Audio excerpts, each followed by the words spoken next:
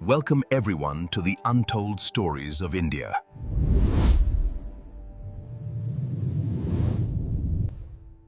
सदियों से इतिहास के अंधेरे में छुपी भारत की अनकही कहानियां।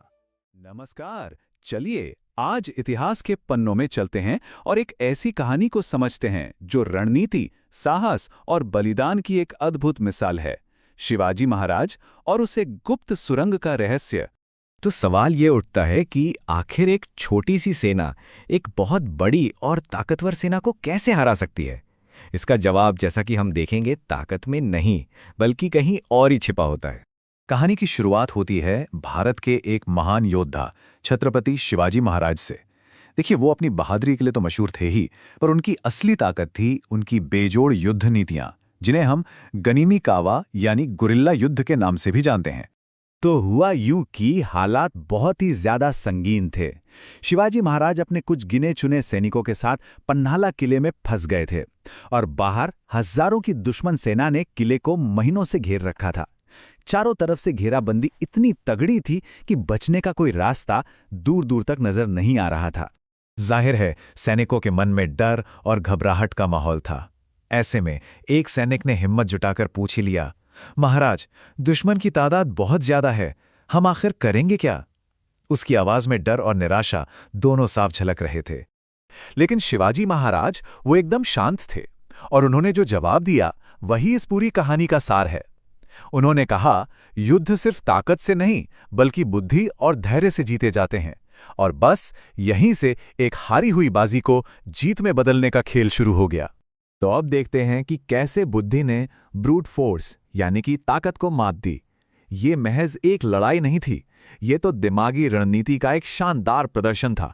शिवाजी के दिमाग में एक योजना चल रही थी, एक बहुत ही साहसी योजना। ये धोखे और बच निकलने की एक ऐसी रणनीति थी जिसे उन्होंने अपने सबसे भरोसेमंद सेनापतियों में से एक बाजी प्रभु देशपांडे के साथ मिलकर तैयार किया था। इस प्लान के दो हिस्से थे, बिल्कुल साफ सुथरे। पहला, शिवाजी महाराज कुछ सैनिकों को लेकर एक गुप्त रास्ते से किले से बाहर निकलेंगे, और दूसरा, जो कि सबसे मुश्किल काम था, बाजी प्रभु दुश्मन की सेना को एक संकरे पहाड़ी दर्रे पर रोक कर रखेंगे ताकि शिवाजी को सुरक्षित निकलने के लिए वो कीमती वक्त मिल सके। अब इस प्लान को अंजाम देने के लिए माहौल भी वैसा ही चाहिए था, और चुना गया एक तूफानी अंधेरी रात को। वो रात इस हिम्मत भरे मिशन की गवाह बनने वाली थी, जहां हर एक पल कीमती था, हर एक कदम दांव पर लगा था। उस रात का हर एक लम्हा तय था। ठीक आधी रात को, जब तेज हवाओं के बीच घना अंधेरा था, गुप्त सुरंग से निकलने का मिशन शुरू हुआ। सुबह होने से कुछ ही देर पहले दुश्मन को पता चल गया कि शिवाजी जा चुके हैं, और उन्होंने पीछा करना शुरू कर दिया। और फिर सुबह की पहली किरण के साथ घोड़खिंड दर्रे पर वो ऐतिहासिक लड़ाई शुरू हुई।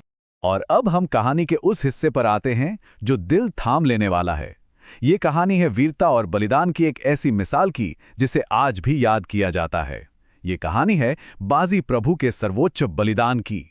घोड़खिंड की उस तंग घाटी में जो हुआ वो अकल्पनीय था। बाजी प्रभु और उनके मुट्ठी भर सैनिक हजारों की दुश्मन सेना के सामने एक इंसानी दीवार की तरह खड़े हो गए। उनका बस एक ही मकसद था, अपने राजा के लिए दुश्मन को एक इंच भी आगे नहीं बढ़ने देना, चाहे जो हो जाए। और उन्होंने ऐसा कर दिखाया। घंटों तक ये कोई छोटी मोटी झड़प नहीं थी, ये एक भीषण युद्ध था जो घंटों तक चलता रहा। हर एक सैनिक अपनी आखिरी सांस तक लड़ा। वो जो हर एक पल लड़ रहे थे ना, वो अपने राजा के लिए खरीदा गया अनमोल समय था। ये बलिदान में हासिल की गई जीत थी। बाजी प्रभु तब तक लड़ते रहे जब तक उन्हें ये पक्की खबर नहीं मिल गई कि शिवाजी महाराज विशालगढ़ के किले में सुरक्षित पहुंच गए हैं।